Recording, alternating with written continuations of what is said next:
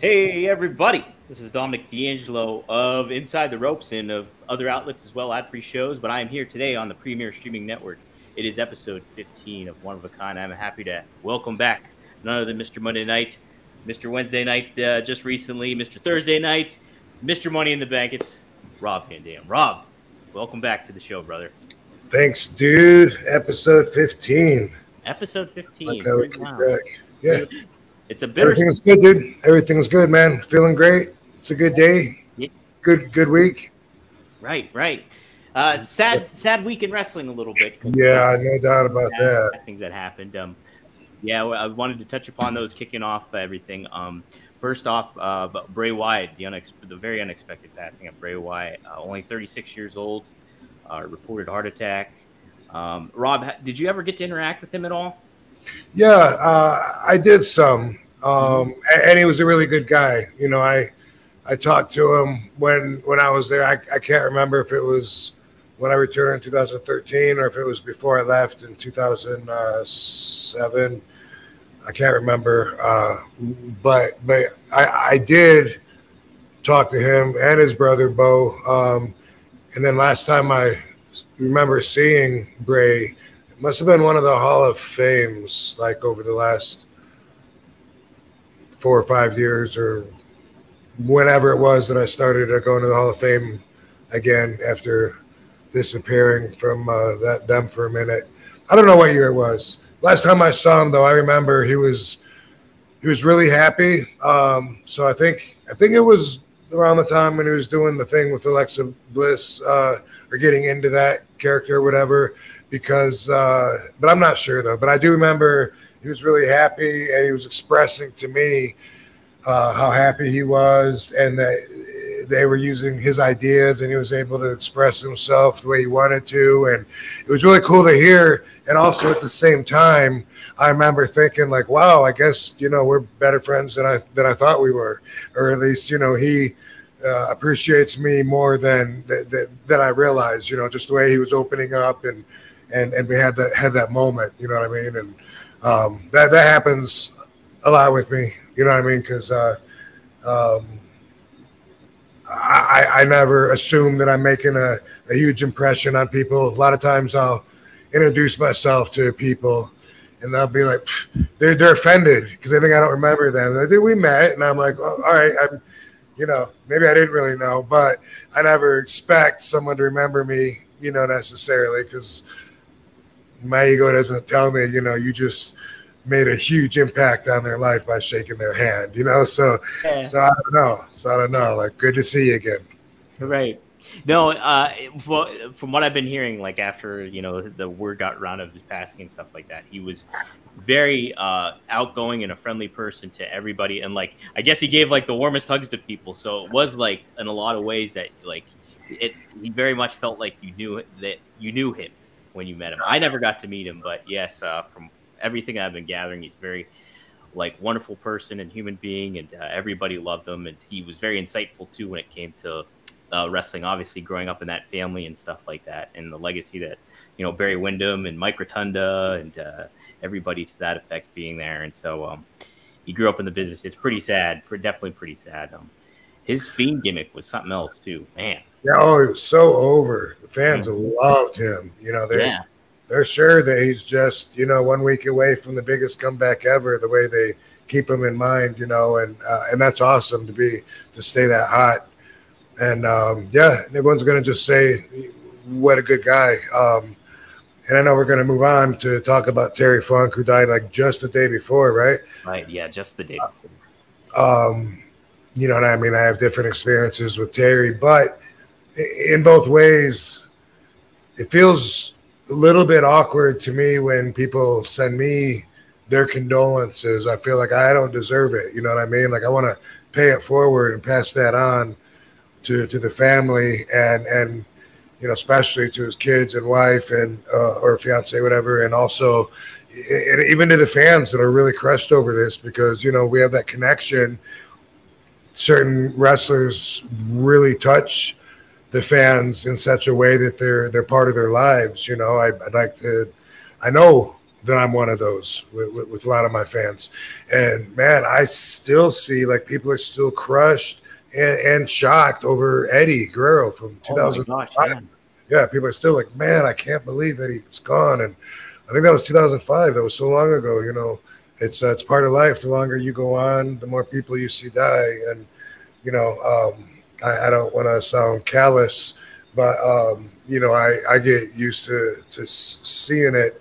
There are certain people that you know, I wouldn't be able to handle quite like other people, but I definitely, you know, people reaching out to me saying, man, I'm, you know, saddened for your loss and condolences. I wish I could just take that and, you know, like I said, pay it forward and like pass that on to people that are really hurt over this. And I'm, you know, and I'll go ahead and suffer the loss my own way, you know. Right. Yeah. And no, to your point too, he was one of those guys that a lot of fans connected with. Like, I was just thinking about too. It's like he was, you know, that supernatural persona that the Undertaker had. He was carrying it on in a lot of ways, and that's the tough kind of gimmick to do in a lot. Like, you know, to create the believability, and his ability to do that as the Fiend was like, oh man, the menace almost that you hear about in wrestling and stuff like that. His was like hot to another high level of that, and so, and like just his creativity that he pitched to it all. It's like he had that special connection with fans that a lot of wrestlers don't get, and like, and you know, there was so much more potential for him to be able to do a lot of stuff, I think, in the business as well. So. Yeah, for sure. It's his. Oh no, never mind. I was trying to figure out how are Mike Rotunda and Barry Windham related? Are they? So yeah, well, Mike Rotunda is Barry Windham's brother-in-law. So he married Mike Rotunda married Barry Windham's wife, and so that Mike Rotunda married Barry Windham. Barry Windham's sister. I'm sorry, his sister. Oh, okay. Yeah, I'm sorry, his sister. And so yeah, and so that's Bray Wyatt and Bo Dallas are their children. So that's how they're related. So Barry Windham is his uncle. Is it? Yeah. Hey, but man, you know, back I guess it was, I don't know, one of my runs with WWE. I just remember what a trip that was to experience, to be in the arena, whether I'm laid out on the floor, you know, thinking, man, they're abusing me. Like I gotta crawl my way back during the commercial breaks so everyone forgets about me. But nonetheless, when they would turn the lights out and everyone held their lighter up, you know, that was just so awesome. That was so awesome to experience firsthand that energy and you know, that audience participation. It was just so real. It was a very unique spectacle, and he brought a lot to it, and creativity, some of the humor that was in it, and then the darkness. It was all across the board a really, really fun persona. He did a lot, and it's such a shame to lose him so early and everything, obviously. So R.I.P. to him. R.I.P. to him. All right, and then Terry Funk, who, you know, we talked about even a couple weeks ago on here. You did mention that like you were more connected with Dory than you were with Terry, but is that anything else after hearing about his passing? Anything else kind of jogged your memory in relation to what you had with Terry? Or well, you know, I remember when he came to ECW and he was working with us then, you know, and that was like party days for me. You know what I mean? I actually, at that time, you know, those were somas, pain pills, whatever, gobble gobble. That was before Louis had passed away, before I realized how dangerous they were. That sounds so stupid, thinking I'm 26, 27 years old, an adult, and then I didn't realize how dangerous eating all those pills. You don't think about that though. I like, in a lot of ways, when you're even that age, it's just like, it was part of our society, you know, part of the culture, and everyone was doing it, and it was fun. You know what I mean? I really didn't know until my friends started dropping off. But I think of, you know, one particular time when Terry was there, and I don't know what I was looking for, but I just remember. Hold on a second. Yeah, no problem. Ooh. I feel like I disrespected him because I went up to him and I was just like, "Hey Terry, you got any drugs?" And he was like, "No, I don't need any. I don't think you need any either." Something like that. And looking back at it though, it was so stupid and disrespectful. You know, like I don't even know what I must have thought I was being crazy. I went up to Terry Funk and asked him, I knew he didn't have any, and I knew he didn't do any, but for whatever reason, I guess I thought I was making some kind of a bold or brave statement for what, I don't know. But looking back at it, it was really stupid. Nothing I'm too proud of. I'm just sharing it here because I'm that open, and it's a memory that that does stick with me. But fortunately, that's not my only memory of him. But I never really worked with him a lot. Never hung out with him a whole lot. That barbed wire match with Sabu when I came out and clipped the barbed wire, that might be the only time maybe that I was even in the ring with him. Maybe.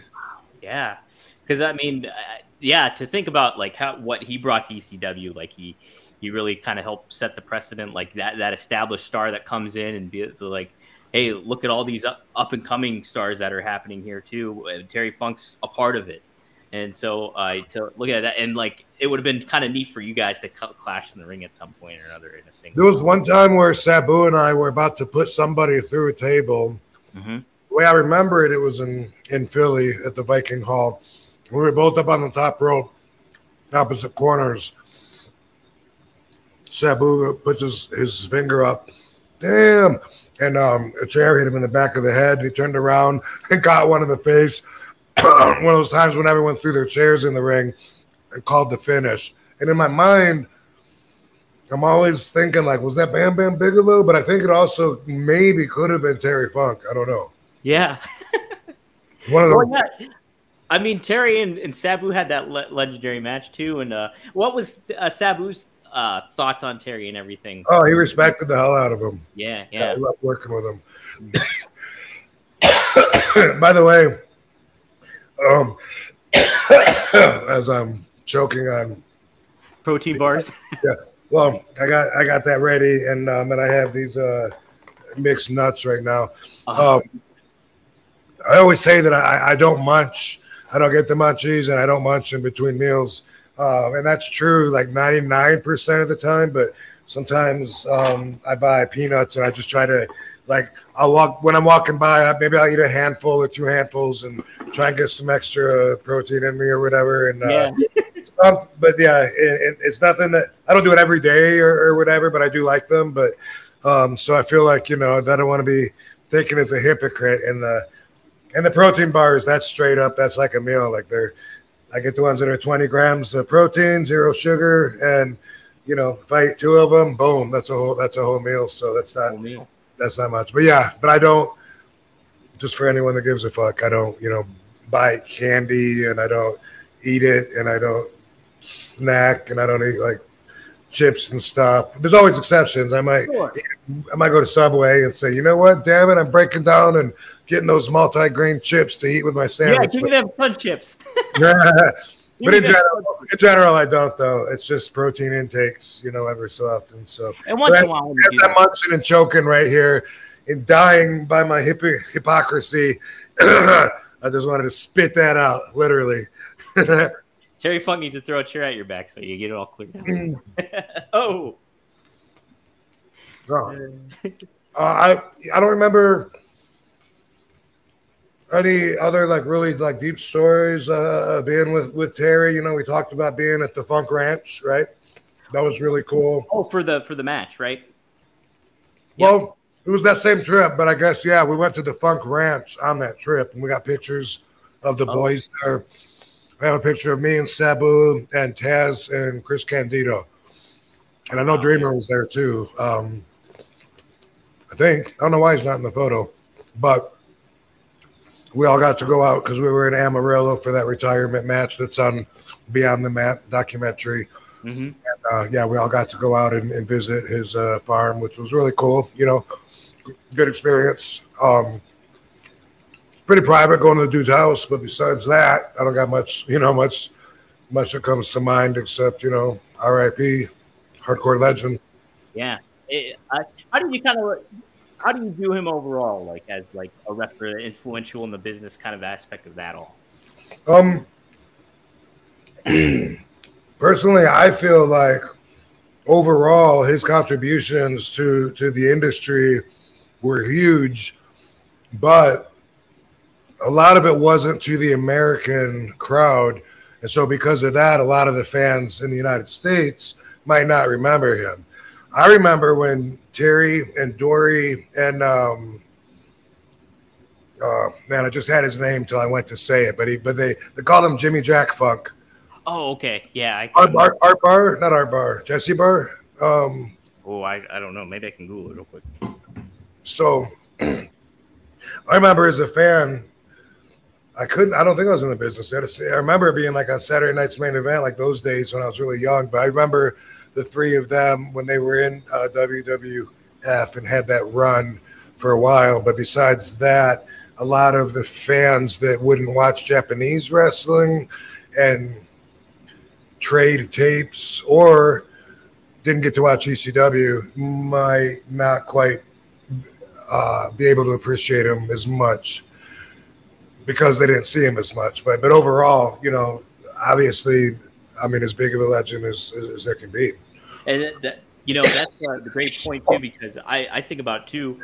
I grew up Attitude Era and stuff, and I was only familiar with Terry starting off as, you know, believe it or not, like Chainsaw Charlie and, you know, his run with Mick Foley and that kind of thing in the Attitude Era. But then later on, you kind of, as you get more involved and learn about the business, it's like, wow, he had such an impact, not just, you know, with there, but like NWA champion, then, you know, obviously ECW in Japan, All Japan with Dory, and some of those death matches he had with Anita, and just crazy stuff. And I don't think I ever told you this too, Rob, but I interviewed him like in 2020. And I was looking high and low to try to get his phone number too, because I read the autobiography that he had in 2005, and I was like, damn, I'd love to get Terry Funk. So I was looking all over the place trying to see how I could contact him. So I sent an email to Dave Meltzer and like wrote him like this War and Peace letter. It's like, hey, this is why I want to talk to Terry and all that stuff. And he just sent me his phone number. No shit. Yeah, and that was it. That was it. And so I was just on my back porch. Well, tell him where you got it. One of those, or no, it was just I wrote him like this whole letter, and all Dave Meltzer sent me was just the phone number. That was it. Terry Funk. Terry Funk. Wow. Mm-hmm. And so I called it, and sure enough, Terry answered, and I was like, "Hey, Terry, I read your book, blah blah blah," and like, you know, it's sure enough, it is Terry. You can hear it, and he's like, "Yeah, I'll talk to you. I'll do an interview with you." And listen, so, Dom, don't you ever give anybody my phone number without asking me. I will not do that. I will not do that.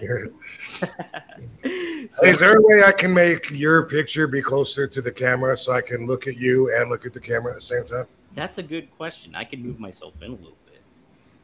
Or is it? Or maybe, let me see. Oh, you know what, Rob? Go into your corner, in the right-hand corner, and there's a little square. Maybe if you click on that, that might enlarge it. I see it on my screen at least. I can enlarge it, but like it doesn't bring you closer to the camera. Really, it just makes you bigger. Oh, I want to move you up. I want to move you up so you're like right there, and then I can look at you when I'm talking to you. Oh, like one-on-one kind of thing. I'm not sure if you can do the one-on-one thing. Right. Not like quite like Zoom, but I would have to be able to cut the screen or move the window past the top of the screen. You know. Yeah. But I thought there might be a way to do that. I don't know. Yeah, maybe we'll have to dabble in StreamYard a little bit. Fans, let me know below. Yeah, if you know what we're doing, I'm just shooting from the hip with this stuff. Hey, some of these videos have been getting a lot of comments and shit going on the YouTube. They have been. That's cool. They very much have been. It'll be interesting to see too. Like I have a few of them here, not too many this week, but yeah. After that too, Rob, I called Terry every couple of weeks. Because he was like, after we did the interview, he was like, I like talking to you. Let's talk some more. And so sure enough, I'd call him and keep in touch. And I did it for about two and a half years and stuff. So it was pretty cool. But that is cool. Then you got to meet him in person? Never got to meet him in person. Well, okay. Yeah, never got to meet him in person. But always like we talked. I watched like Onita and I talked to him about that match and different. And we just bullshit about life and stuff like that. And it was all during COVID. And so all the crazy stuff and happening. And so it was a pretty neat experience. But yeah. He became one of my favorites. So, yeah. No doubt about it, Rob. Yeah, very good guy. Very good guy. You always hear about that, too. So, all right. Anyway, talking about the lack of United States experience, I wasn't thinking about way back to the NWA and Territories days. I mean, those, you know, for the fans that know about that part, then of course, you know, they were some of the pioneers, him and his brother. Yeah, him and Dory, like just one of those defending NWA champions, and then like him establishing himself as that, and then Terry had a short run as NWA champion too, but ended up, you know, kind of moving on from that. But famous feuds with Dusty, Flair, you know, all that kind of stuff happened, and yeah, very much established. And he could, Jerry Lawler, and he could cut a promo. He was great at babyface or heel, either one too. People love imitating Terry Funk's voice. He's one of those, like Cactus Jack, I guess, you know, where people love to imitate that. Him, Dusty, any one of those you can. Yeah. Yeah, he definitely has a good voice to imitate. I never heard anybody do my voice that sounds anything like me. They always just go, dude, what's up? Yeah. Let's do that's what I sound like. Voice. Yeah, that's what it is. Yes, that's what I sound like. You know what's weird is when people try to do the thumbs to imitate me, but they do it like this. They don't use their thumb? No, like I swear to God, this is a thing. Really? Like it happens every once in a while. The first time I remember seeing it was Linda McMahon. She was like, yeah, she told me that after I'd been there like a short amount of time. She goes, I love that thing you do. It's so cute where you point at yourself. And I was like, is that what she sees? And then since then, like I pointed it out. So Katie, you know, Katie's aware of it too. And she notices it's not very often, but every once in a while someone will do that. And they'll be like RVD. And I'm like, how do they see that? Like they think they forget, or they really like see it that I'm doing that in their mind, or how does that work? I wonder. Maybe they got arthritis and they just can't handle their thumbs. Maybe, maybe. But I mean, it seems like it's happened like not a lot, but you know, like between 5 and 10 times over the years. It's a thing. It's a real thing. I love it when I'm gonna steal that. My name is John Paul Jones, so I go JPJ. I never told you this story too, Rob. It was like my last day in college. Like I graduated, and there was this trash bar called the Cell Block, and it was just like people drinking and like just nuts. And they had this cover band playing and stuff like that. And I got super hammered, and I just hopped up on stage and I started doing RVD, and the bouncer came up behind me and just picked me up and just set me back down off the stage. So, sounds like he was nice to you. He was nice to me. Yeah, he was just like, he just hammered, we'll just put him back down.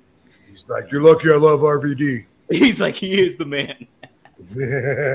So, well, hey, so speaking of which, people will get to meet you at StarCast 6 coming up. You'll be there Friday evening and Saturday during the day, but we also have a stage show coming up. Oh shit.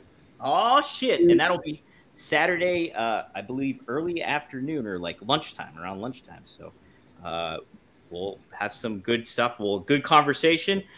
Feel free to tune in. Rob will also have stickers that you can tell I'm out of shape in that shirt. Oh yeah, look how out of shape you are, Rob. Jeez. Oh my God. You can tell. Oh my God. Let myself go. Let yourself go. Rob Van Hot Damn. Jeez. Let it back to the stickers, bro. Tell them about the stickers. Yeah, so I got stickers made. And hey, if you go meet RVD, he'll just give them to you. So boom. Yeah, and nothing to it. You don't got to pay. It's got Hal Laney's artwork on there, and it's our podcast logo. So you don't tell them that before. You tell them that after they buy a picture, Don. They're going to line up. That's the incentive. You go buy a picture and you get the sticker here, too. And then they're going to want me to sign it. They're going to be pissed when my agent says, yeah, hand over some money. Hand over a little bit of cashola. There. That's what they do, though. They charge for the autograph. People bring their own shit all the time. Oh, yeah. Okay, so how it works too typically, Rob. I don't sign stuff. So do you bring your own 8x10s a lot of the times, or is it no? Very, very, almost never, never. Yeah, because I'm just paid to be there. It's the way I prefer to do it, so that's why I do less of the other kind anymore. But you know, there are a few different ways to do it. But I'm so busy that I'm able to pick and choose, and so like. I'm paid a flat rate to be there, and then everything's on them. Everything. So they gotta bring whatever merch, charge whatever they want, try to make their money back, and then some. And then I'm just there to smile and meet the fans and shake some hands and throw some RVDs on their items. Yeah, I know from experience too. Being in Pittsburgh, Rob takes his time. He's gracious with you guys. He's great at signing stuff. Top notch. It's always been cool to meet the fans. I've always enjoyed that, and I was always told I was the only one in WWE that would come out in the back at the arenas and shit. And Katie's gonna get that. We're expecting that. Oh. But the fans would like line up, or they'd be like standing at the fence around the parking lot where the boys park, and I would always like, if I had enough time, I'd get them on my way in. But either way, I would love to just take a break from being at the fucking in the middle of work. Be like, I'm just gonna go walk outside and get some sun and take some pictures, sign some autographs, and makes people so happy. And they would always tell me about, Rob, you're the only one that does this, man. We appreciate you. And they tell me about certain guys, if they were jerks or whatever, that walk in. And I'd be like, well, maybe they were in a hurry. I don't know. Yeah. I always love that. Even when with the Make-A-Wish and with the agent setup meet and greets, I was always volunteering. Tim White used to always give me props for that and say that I was the best at volunteering, but it's because I got a break from being around all the boys and shit, and got to go where I actually felt appreciated. And so I was always like, hey, Tim, you got any meet and greets today? And he'd be like, oh, we do, Rob, but we're gonna switch it up and go with so-and-so today because, we got you the last 4 times, just take it easy, take a break today. I'd be like, all right, hey, let me know. Yeah. Did you do a lot of Make-A-Wishes? Not a lot by standards that I think would qualify a lot. No, but it was part of something. I'm sure I've done dozens of them at the arena. They would, like I said, I was always volunteering, and also not just Tim White, but also Suzanne, Sue Richards, I think. Anyway, I love that, dealing with the agents and going out there, and whether it was contest winners from, hey, stop, come here.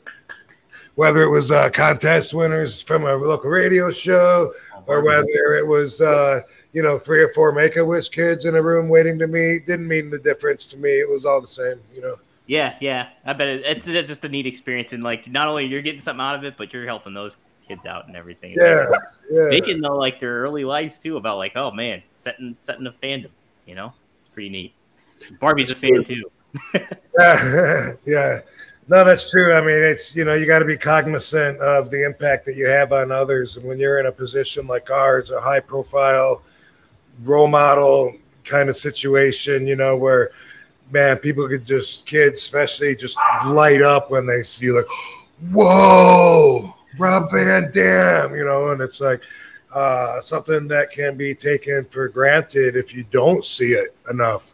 And you could be in the locker room, not doing meet and greets day after day after day, dealing with the same kind of political energy, and maybe if you have like ongoing issues of feeling underappreciated or something, there's no escapism from it, and so it can kind of drown you. So it's nice to get some air and feel freshened up for the moment. Yeah, that's how I always look at it.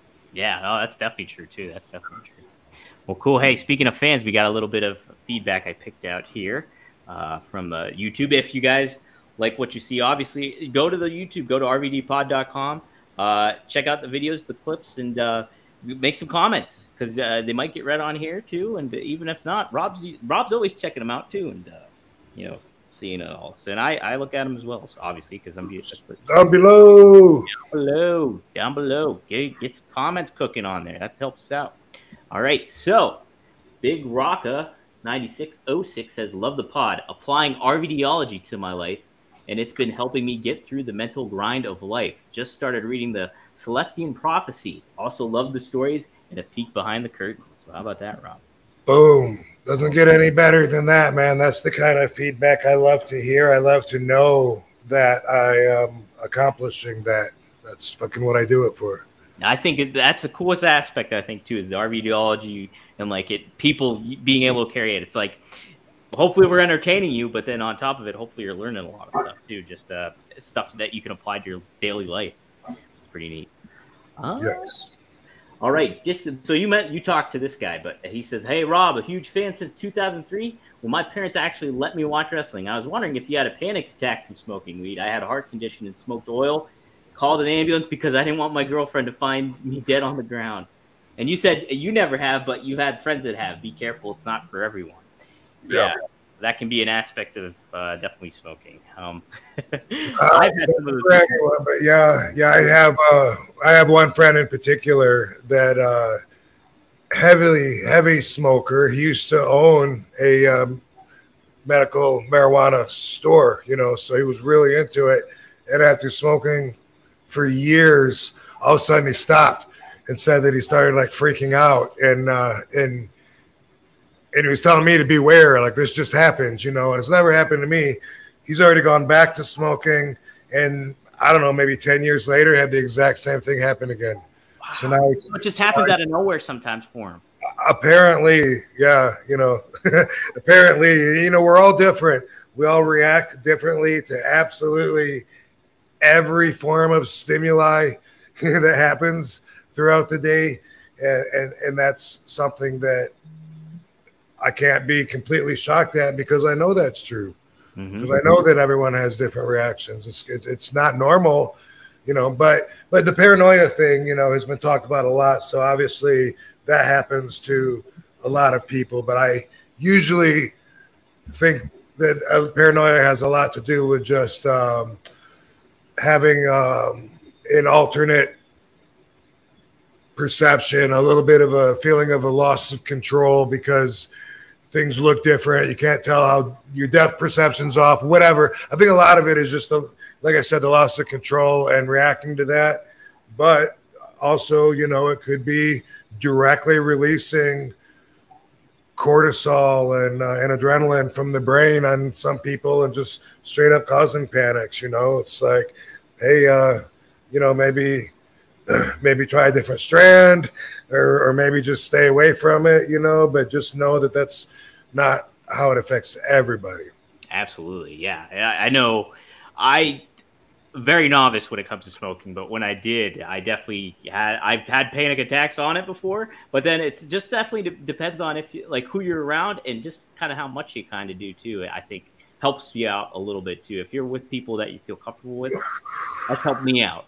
But when they had all the legal weed that was going around, the spice, that used to be my routine when I was with TNA Impact in 2009, 10, 11, 12, I mean. Yeah. During that run, because I'd already gotten busted so many times for marijuana, I'm like, dude, I'm in there. I'm down to Florida for 2 days every 2 weeks. That's so simple. It's not worth getting busted over. So I wouldn't bring weed, and I would just go a couple days without. But then I learned I could stop at this pipe store. I used to have this routine. I'd get the apple at Quiznos at the Orlando airport, and that was going to be my pipe. And then I would stop at this pipe store that sold the spices, and they had it down so, you would know the packaging, the brand. You could count on somewhat consistent quality. Mr. Nice Guy was one of my favorites that I used to get, and I would buy that, and then all day at Universal Studios, I'm out in my car listening to Howard Stern at the time, and I would just pack the apple. I'd make a pipe out of it, stick a pen in, make a little chamber, and I would smoke that out of that. And it was amazing. It wasn't as healthy as weed, and I knew that. I knew I was giving up something, but I figured a couple of days, every couple of weeks, I'm gonna go ahead and bite bite it on this one. Yeah. Go ahead and take it. So it was stronger than weed. It made me feel like Superman sometimes. Like, wow, gave me energy. It was amazing. And then a lot of the other guys, you know, sometimes would sit in the car with me and smoke, and that became a thing. There was one kind, Devil's, not Devil's, I don't think it was Devil's Advocate, something like that, though. Mm-hmm.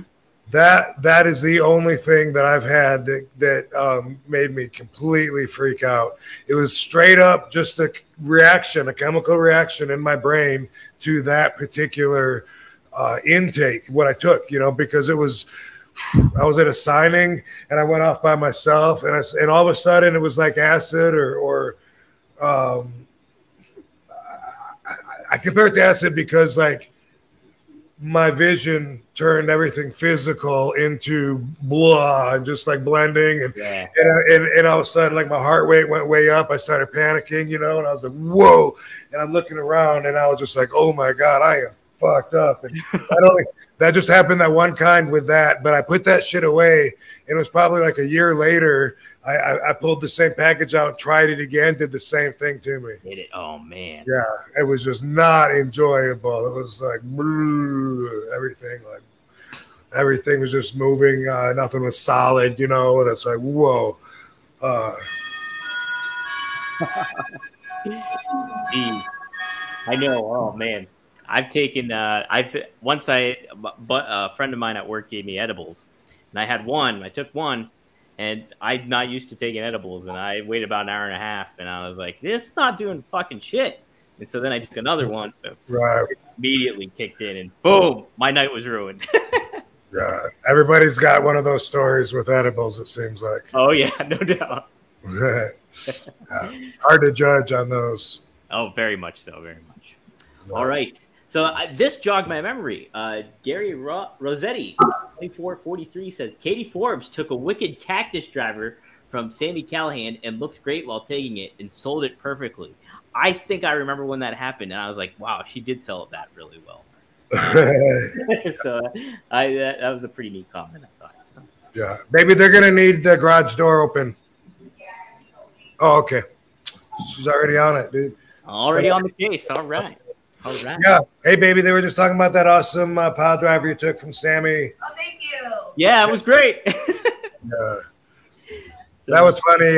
They had her video, or they played a video that was supposedly hers or something on the screen. I can't remember. I just remember she was like, I worked so hard on it. I can't remember what the video was, but it was funny. Oh, I know. It was his face on her body. Oh. Yeah. Yeah, okay, okay. Mm-hmm. Yeah. Sammy Callahan, man. Sammy Callahan. How about that? All right, Rob. So to tie this kind of into Terry Funk this week, I thought the wrestler spot. He's one of those dudes, by the way. He's one of those dudes that, like, I didn't know how much of an impact I had on him. One of the last, we were in Philly wrestling for TNA, I guess, for Impact, I guess, and they have a bar there now that they didn't used to have inside the Philly arena. It's really, really nice now. Maybe I'd show you if I was doing a WWE tour, WrestleMania weekend. But I have good reason to believe that might have been canceled because of a recent appearance I might have done with permission from a different company. But right now, I don't feel like I can talk too much about that. Yeah. But anyway, I was sitting at that bar with Sammy, and he was telling me how much this match that he and I had at an indie show, how much he learned from it, and how much I impacted him and taught him and everything. And it always gets me, you know, I always appreciate it, because if they don't tell me, I wouldn't know, you know. And and you, like you said, you don't really think about that stuff. No, I was just thinking about that one bonding drink that I had that one time, you know, and it was one of the last times that I seen him, you know, and it was like, really, like, wow, man, I had no idea, you know, because I was talking about someone else that said that I mentored them or whatever, and he was kind of like, you do that for me too, you know, and I was like, huh? So, but do you think that happens a lot, Rob, with you? Like, do you think a lot of, like, I'm an OG, you know what I mean? Like, I'm used to being OG. Like I have said before, like, I don't personally relate to feeling old, but I understand that I've been around for lifetimes, so I get where people that are younger would think of me as being old, but man, if they feel like this when they're my age, then they're not going to feel old either. It's like, but I'm used to that though. I'm used to being an OG, and I'm used to everybody all day telling me they grew up watching me. Yeah. It would be kind of interesting to figure out how many of the wrestlers are apprehensive to tell you that, and like maybe I'm sure there's more that you don't even know about. They're just like, well, I'm sure, yeah, that's a really, and that's fine. You know what I mean? Wait till I die. No, no, but you're right though. That is the way that it is. And a lot of people don't want to mark out, and they know that I don't. That I was taught not to mark out for other wrestlers before I ever got in the dressing room and shit. But yeah, I know it does really go a long way when someone tells me that. Like I worked a lot with that Zima Ion and in Impact, and so he was telling me that, like, when I saw him when I did the Hall of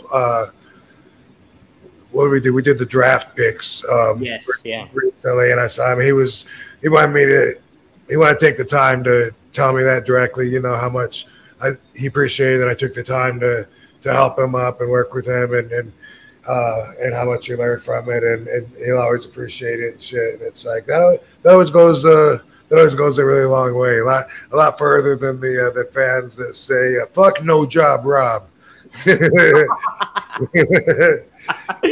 It's a balance to the scales, all. or now it's like he's a jobber now. Oh my God! Yeah, that's the thing too. Yeah, that's what it goes down to too. Right. All right, like, so I just want to interrupt you. I wanted to interrupt you to talk about put Sammy over like that for a minute, because that goes a long way.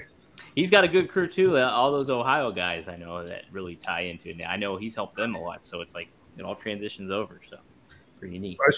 I'm gonna get a special RVD tattoo and have all of my followers that really believe in me get that tattoo, so I'll know without them having to embarrass themselves, put themselves in an awkward position, or say anything at all. They'll just be like, RVD. Hey, check it out. It would be like, owning a Harley almost, where like people like acknowledge you. Hey, we're like, yeah. I like it. Yes. So I thought to tie it into Terry Funk this week. We did touch upon him a little bit on, I think it was like maybe our first or third episode or something like that. But I figured we'd talk about Tommy Dreamer this week. I know him. Yeah. I think you're familiar with this guy a little bit. Speaking of, when did you guys first meet, or what was your first impressions of Tommy? Because you met when you started in ECW, I imagine, right? I imagine that's the first time I met him, and I don't remember meeting him. Yeah.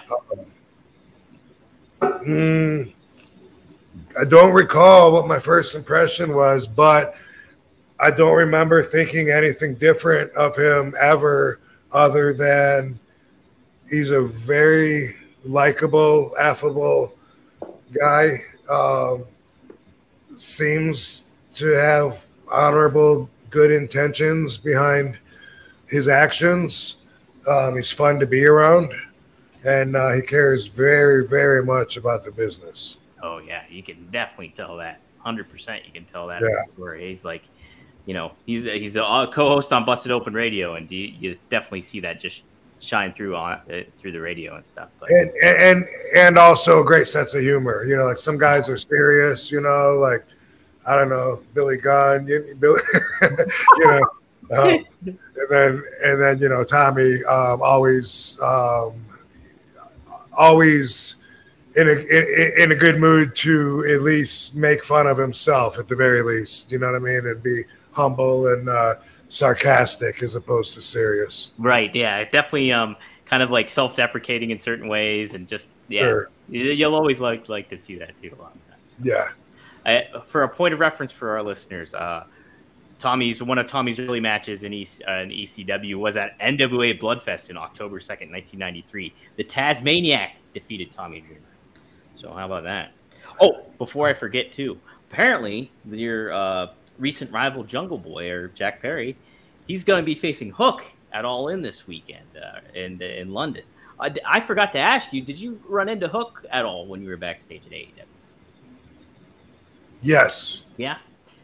Yes. Did you meet him before that, like as a kid or anything? No. Okay. No. Yeah, a pretty cool guy. Did you guys Yeah. Yeah. Taz introduced me to him, and he seemed like very respectful. Like he was honored to meet me. Like I felt like he obviously watched me growing up or whatever, and so I felt the love. I felt the love. Yeah, you might get the tattoo. Yeah, right. Yeah, I get that. Yeah. It's gonna be this logo right here. This one of a. Oh, there we go. Yeah, if you guys get that, you got to show us that. One of a kind. Hey, hey. I can't point right. It's right over there. All right, so maybe one of the earlier matches you had with him happened to be July 17th, 1997. With Hook? I never worked with Hook. Oh, no, with Tommy Dreamer.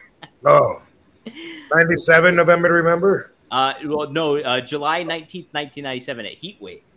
You were in a three-person tag. It was you, Sabu, and Jerry Lawler versus Tommy Dreamer, Sandman, and Rick Rude, which ended in a no contest. Do you remember working with Rick Rude at all? Does that ring a bell at all with you, or anything kind of charge up with that? Tell me who's in the match again? Yes. So this was around the time I would imagine that like the me and Sabu and Lawler against Dreamer, Rude, Sandman, and Rick Rude. Steel cage, right or no? I'm not sure about the steel cage or not. I got this from Online World of Wrestling, and this. Yeah, but I don't know. I feel like I probably already worked with Dreamer a bunch by then, probably, but I don't know. Mm-hmm. I don't know, and I don't remember this match necessarily. No, Lawler wasn't at the cage match one. Okay. I remember, it must have been a week before, a week after. I mean, on the program, because it sounds like it would have been tied into this. But I remember one time having the steel cage, and this was early because Sandman, I hadn't worked with him before. Because Sandman and Dreamer both are like crucified, like they got they're handcuffed to the fucking cage. Oh, okay, yeah. Like this, opposite sides. And me and Sabu and Fonzie run in there. I think Rick Rude opened the cage door for us or something. But we... Sorry. All right. If that makes sense. I used to think I'm going to die by choking on my own spit, but I forget to swallow sometimes. Yeah. But I'm not going anywhere.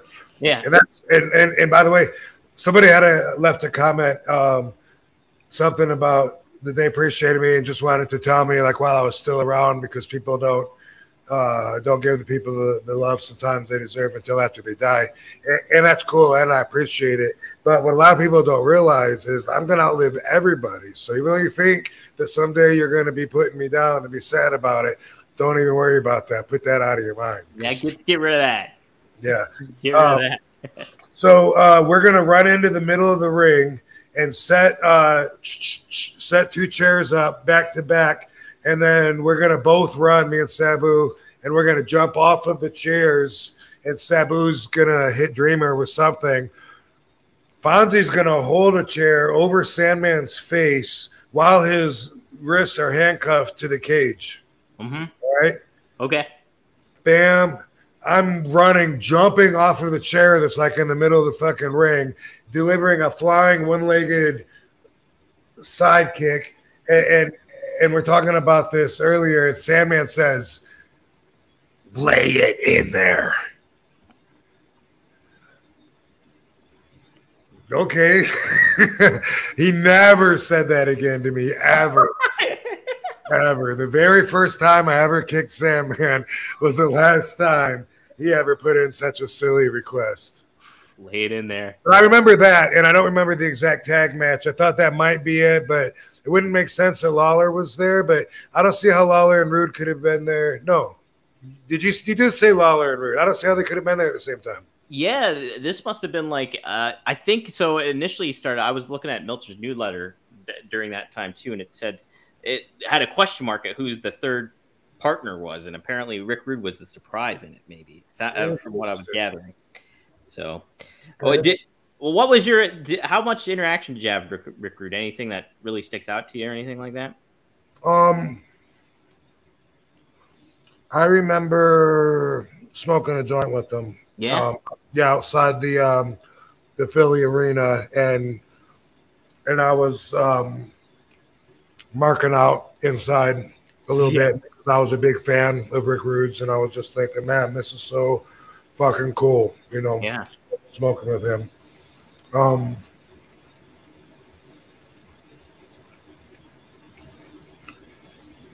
Trying to think if I can remember what we were talking about,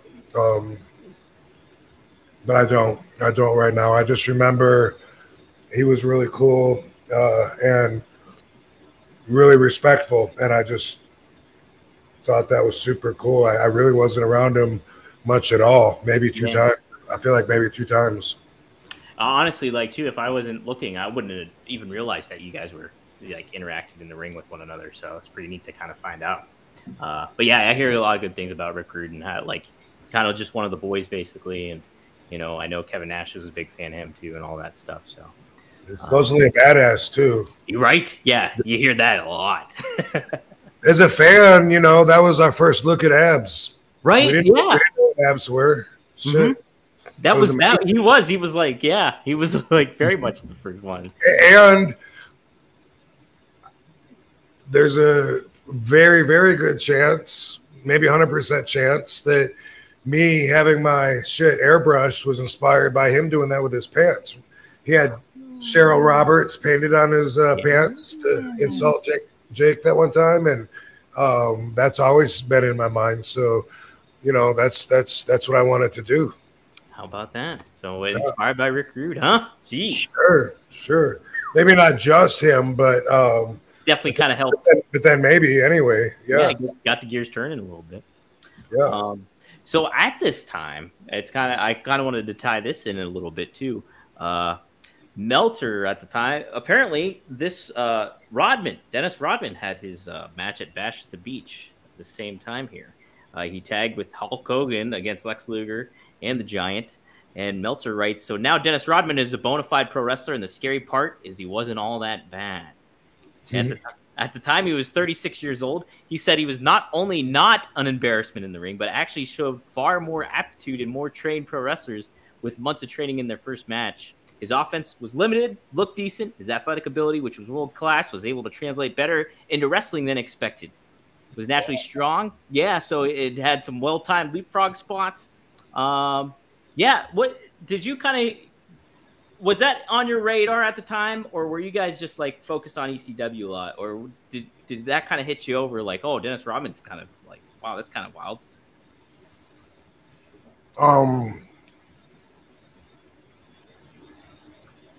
It wasn't.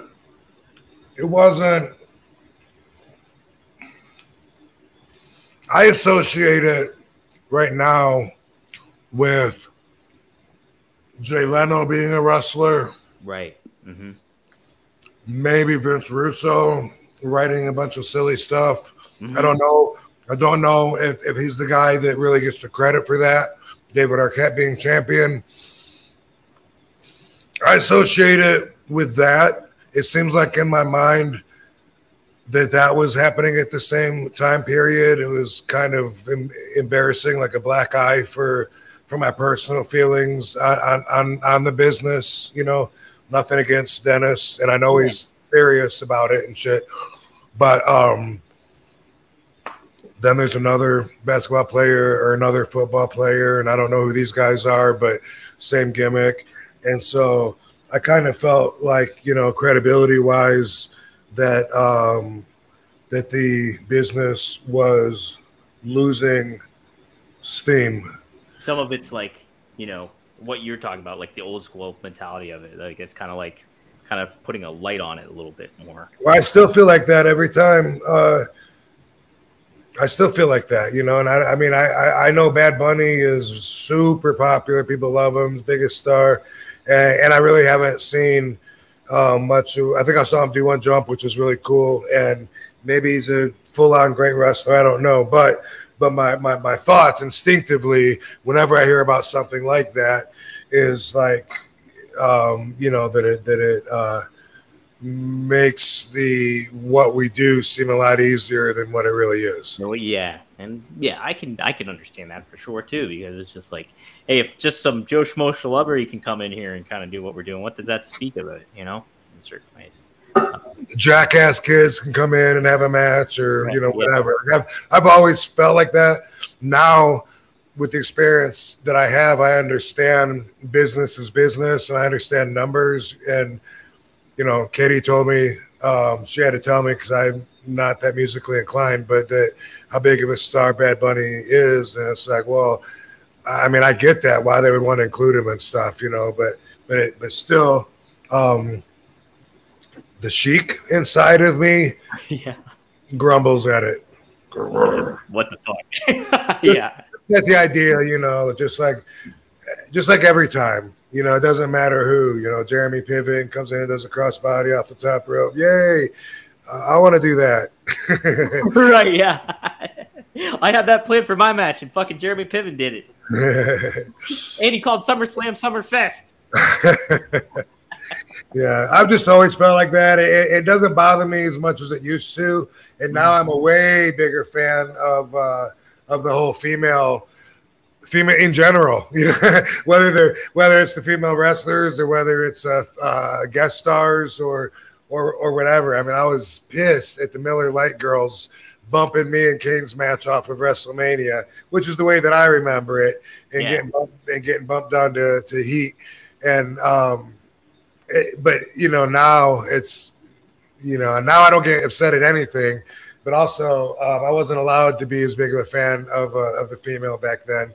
I was suppressed by my evil ex because right, yeah, it was a very uncomfortable situation. Anytime a subject came up of another girl, you could just be like. I could just be like, oh, yeah, that girl's nice. Oh, really? You want to fuck her? I was like, whoa. Hey, no one's just saying. Yeah. Jeez. So, but anyway,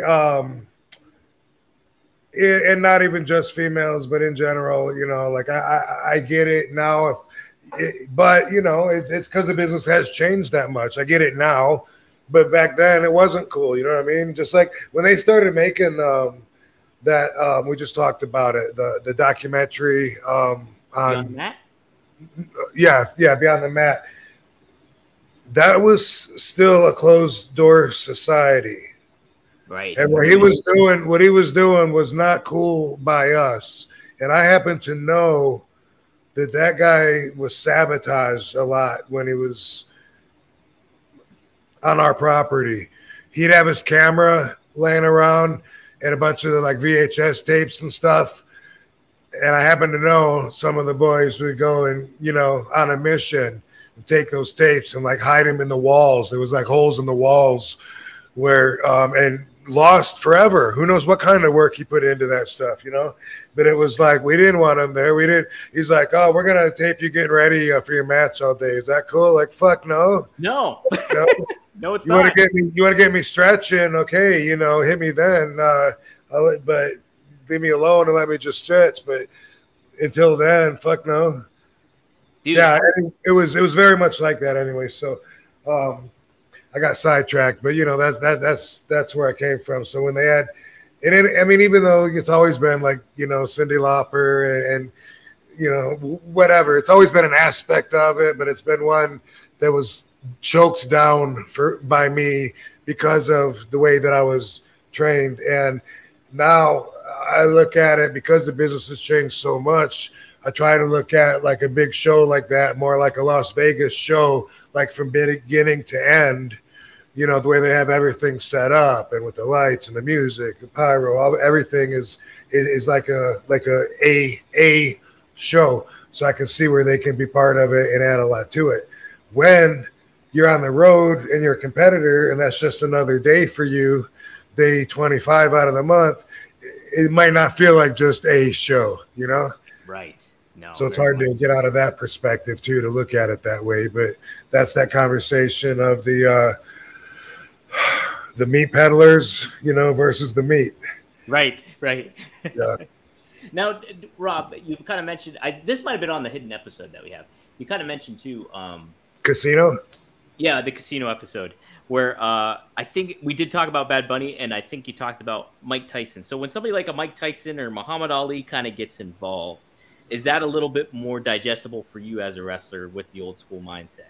It is. It totally is. Yeah, man. Baddest man on the planet, Mike Tyson. Bring him in. Yeah. Yeah, to me that makes a lot more sense than an actor that's not even known for being a tough guy, you know. Mm-hmm. All that considered, too, you and Logan Paul would tear it up. I know you mentioned that on Denise's interview, and I was like, you guys would fucking tear it up. That would be a good one. Real good. When he comes in, he must. Well, who knows? But you know, I'm just thinking like when you only have one match every couple months, then every time you come in, it's like a warm up match. You know what I mean? Because you gotta, like, if you're wrestling for a little bit, then you get more in sync after a couple nights and shit. You get into the groove, and your body's conditioned and everything and stuff. And he just does one every once in a while, right? Yeah, it's only like every few months or big shows that happen. Like I know he did one in Saudi Arabia, SummerSlam, WrestleMania. So like your big kind of WWE's big tentpole money making shows. But perhaps he's in a school training and stuff like that because he's still learning. I think he was training with Shane Helms a lot. Was his cool. Who he was working with and stuff. So yeah. So I got a lot more to talk about with Dreamer. But I think what I'm going to do is transition to the Van Dam match because it kind of makes sense. We'll talk. I'll put a pin on Dreamer, and we'll talk about him next week on next week's episode a little bit more. Okay. But so the match that we have is actually your match with Dory Funk this week, and I have the whole match here, so we can watch it back. I think we won't get flagged or nothing like that because it's from Dory's YouTube, so it's pretty cool. I've never watched the match before until yesterday, and so what I was saying. Put it out. We're gonna watch it now. Yeah, we're gonna watch it now. You up for it? Sure. All right. Cool. This is what year? This is 1997, September 11th, in Amarillo, Texas. So I'm 26. Oh. Yep. Wow. Yeah. Just graduated high school in '89. Holy crap! What a baby. Man, that is crazy. So yeah, wow. That's crazy. What a baby I was. 7 years after graduating high school. Wow. Holy smokes. Have you gone back and watched this match before? I feel like I have years ago after it happened. I think I watched it, like that year. Yeah. Oh, man. Rob, I watched it. I was telling Marcus, my brother, and I was telling my other buddy, Jeff, I was like, dude, it's fucking great because it's two different styles from guys of two completely different generations of it all. And I can't believe I did the fucking helo on him and made the rope with my heavy ass. That's what it was. Yeah, I remember that. My buddy's eyes bugged out when I told him. I was like, Rob fucking gave him the Van Dam in the match. Did I? Oh, shit. You did. You gave him the Van Dam. So we'll watch it. I have it queued up to when the match starts because Pantera plays. Dory respected that, though, that I didn't take it easy on him and just treated him like everyone else because that's what he wants. Well, let me say this before I start the match. So I was reading Meltzer. I want you to give your perspective on it because Meltzer says that he reports that you complain backstage to doing the job to him. That's what he says. I can't imagine. I don't recall, but that doesn't sound like me. And I wasn't. I was like, what are they because. When Meltzer read it, he wrote it like, "Can you believe this or not?" But Rob, he said you sold well for him, but then he was like, "Can you believe this?" He didn't want to do the job to him or something. Complained about doing the job. Yeah, I really don't remember, but when shit like that gets reported, sometimes people, any complaints, you know what I mean? Whether it's whatever, a lot of people don't take into consideration. They might have been promised something else. Then they have a legitimate beef. You know what I mean? Sure. Like if you're told one thing, and then when you're there, they're telling you something else. Then of course you're going to be like, "Hey, what the fuck?" But only that part gets out there. Like, "Oh, he's complaining that our 3-star hotel room wasn't enough for him." Well, that's because you promised a 5-star hotel room. I'm just saying. Right. For instance, you know what I mean? Yeah. But I don't remember though. That's funny. It seems like the right thing to do is put Dory over. Yeah. And it was a cool finish too. I liked it. We'll watch it right now. And also, I have the volume down here. But low-key MVP of this was Bill Alfonso. We were talking about how obnoxious he is, like with the whistle. Dude, fucking next level shit up here on this match. I feel like maybe I've already done the Raw Invasion because I think that's that outfit, right? Yeah, you're wearing the WF gear and all that stuff on here. Yeah. And I tell you what, the crowd was very much on Dory's side, and you were getting all the heat here. Oh. You're getting all the heat. No.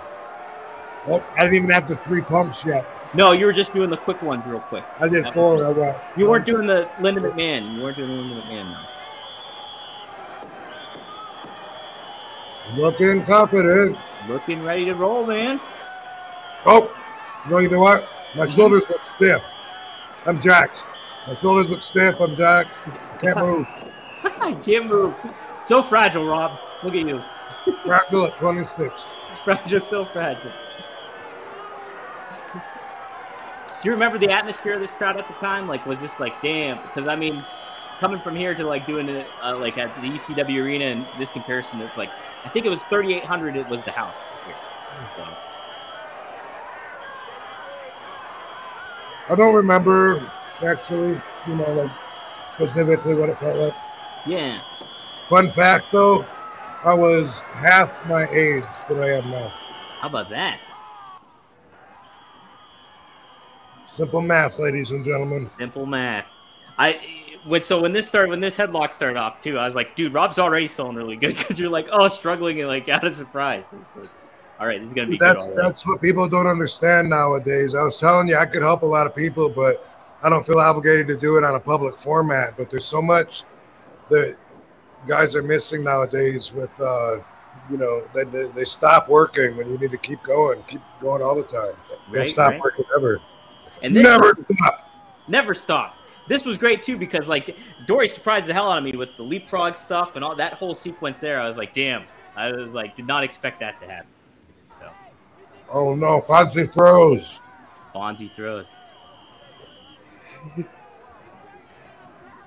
So somebody said in the YouTube comments on this video in particular that you said he's got to be 100. You said that about Dory, I guess. So it's on here, so it's good heat going. Good heat. Whoa! Wait a second. No, I'll get back to you. I gotta look something up here. Mm-hmm.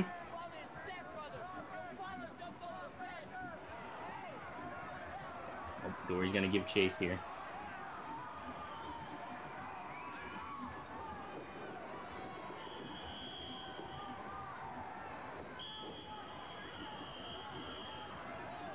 Whoa! Mm-hmm. You ready for this? I'm ready. Should I pause it here? No.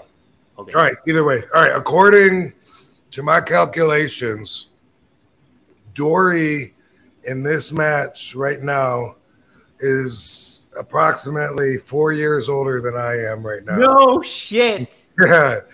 No shit. Isn't that crazy? Dude, that's fucking nuts. Dory was 100 when he was in his 50s. Look at me. Yeah. Damn. He's 82 now, so 26 years ago, he would have been 26, 82, do the math. So he would have been, what, 50? No. 82 years old. 82 years old. Yep. So 26 years ago, because I said that, yeah. I said I was half my age there, so I just did 26. So was he like 50?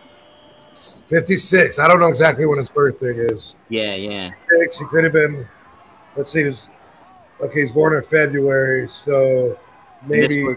This was September. Maybe 57. Okay. Wow. When did you first meet Dory, Rob? Is that what I'm going to look like in 3 years? Holy shit. Could you imagine? Damn. Did you see that? He was doing the RVD. Dory was doing he's mocking me. Mocking you. He's doing the goose. Bitch. He's doing the goose.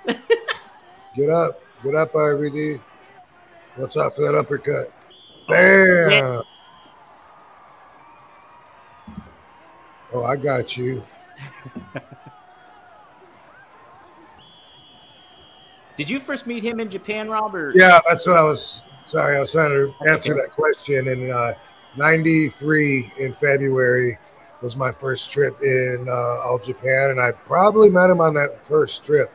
I don't remember exactly meeting him. Boom! Oh my god!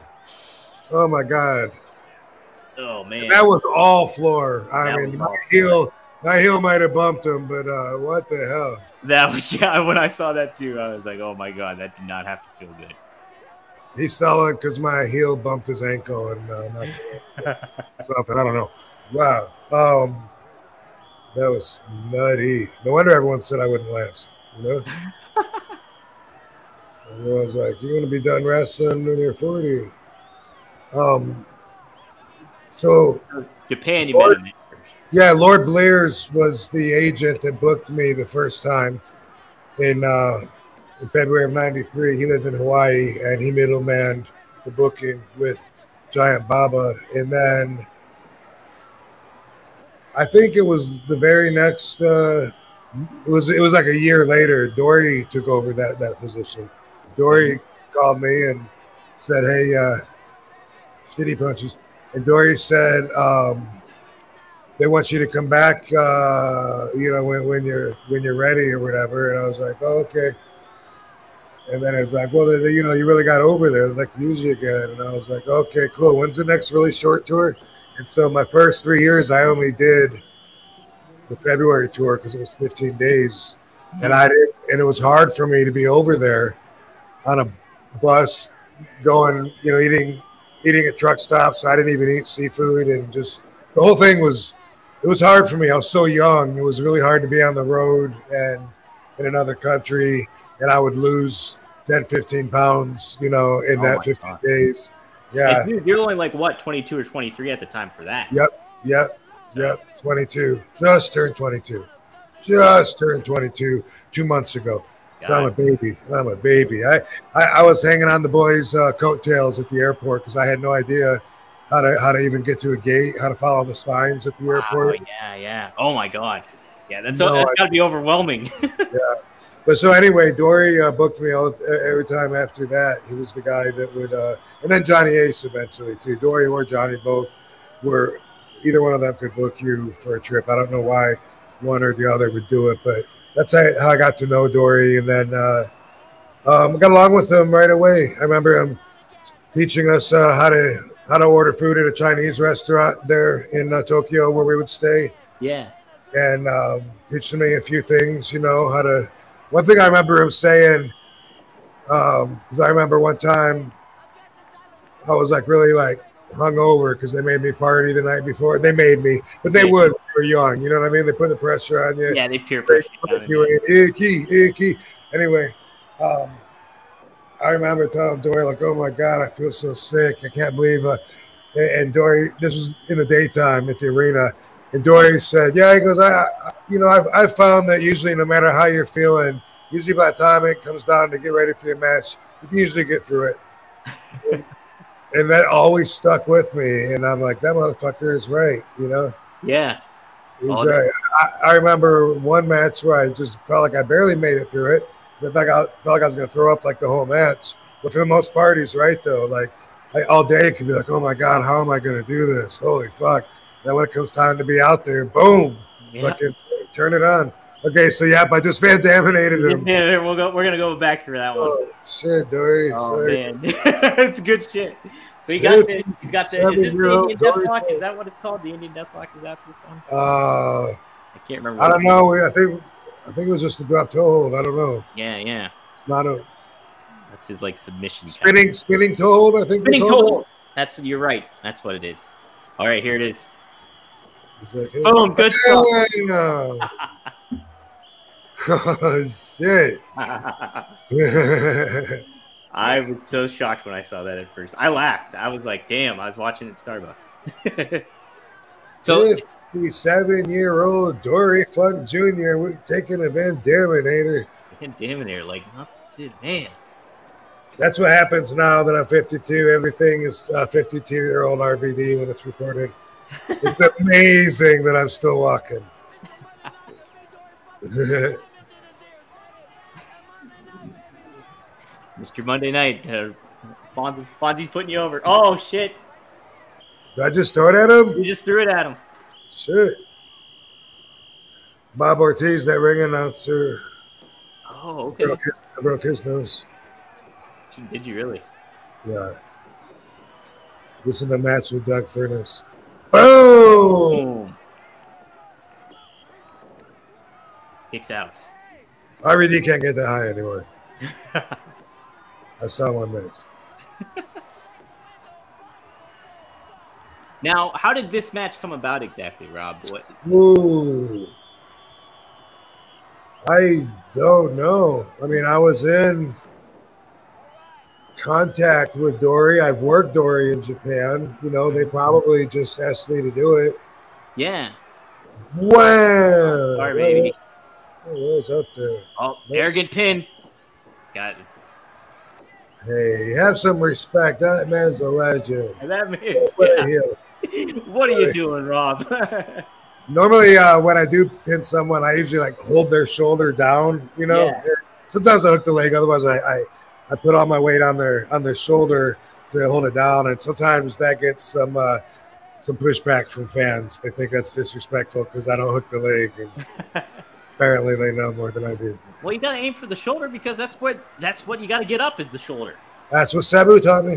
Yeah. Whoa. Right there. Wait, did I miss the frog splash? Or did I get it? No, you hit it. You hit it. Oh. But I think the arrogant pin is what didn't keep him down. Oh. Yeah. I guess it wasn't my finish back then, too. That's what I was wondering. Okay, spinning toe hold again. Up, 2. No. I think that was 3.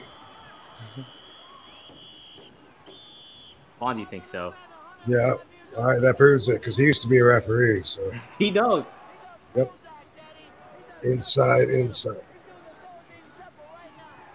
Oh. What in the hell? No. For leverage. I wonder. Oh. Oh. My goodness. Folks, if you're listening, Rob got dropped on his head there. Belly to back. I love Dory. I need to call him. I used to see him every time I would go to Florida, but last couple. Here's the finish. Oh, what was that crazy pinning? Like cradle hold. That I don't think that really gets pulled out here. No, I'm gonna use that if I can figure it out. Yeah, Dory pulled that out of the bag of tricks. Oh, I'm up quick. You're not happy. Nothing to sell here. Right? Crowd's going nuts here. I'm going nuts. You're going nuts. Fonzie's pissed. You better get out of here. You better take your win and get out of here. You know what's good for you. You know what's going down. So there it was, Rob. That was a great match. I loved it. Cool. Thank you, Dory. Yeah, that's great. Wow. So how often do you keep in touch with Dory then? I don't know. I mean, I used to keep in touch with him a lot more often. So I talked to him maybe like 3 months ago, and it'd probably been like a while, maybe a year before that. Just sometimes I talk to his wife instead of him. Just sometimes, you know, she answers and has all the info Dory has anyway. Maybe sometimes she'll put him on for a minute, you know. We'll just say hi to him. She'll do a lot of the catching up or whatever. Yeah. You guys listen to Wayne Newton together and stuff. Yeah. Yep. You remember that? Yep. Nice. Somewhere that picture exists of me and Dory. We gotta find it. Wayne Newton. Mm-hmm. Yeah. Well, what did you learn from Dory? Anything really stand out to you in regards to what maybe you kind of garnered from him? Well, you kind of mentioned it already. Like, just hey, you can power through when you party down a little bit.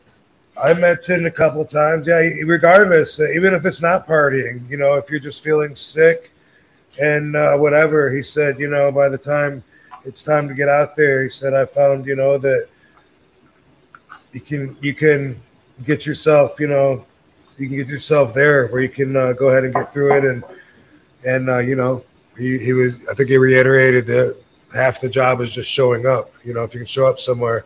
because there's so much travel, then you got half the job done anyway. So I also learned, you know, when I first started wrestling for All Japan, yeah, I know this is worth mentioning again, but I got trained by the original Sheik, and we didn't get trained at all how to take care of each other, how to fold right, how to do any move and not hurt each other. There was none of that. It was just about grabbing each other, being as rough as we could. The rougher, the better for him. Anyway, when I started wrestling for Baba in All Japan, Dory pointed out that I wasn't taking body slams the right way.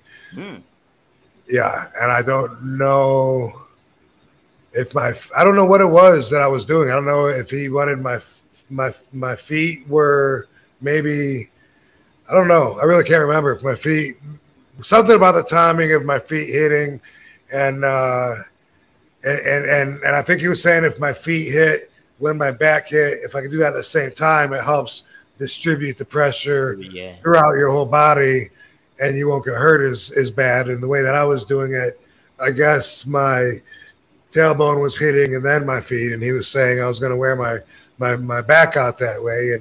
And what I remember mostly about that conversation was the logic for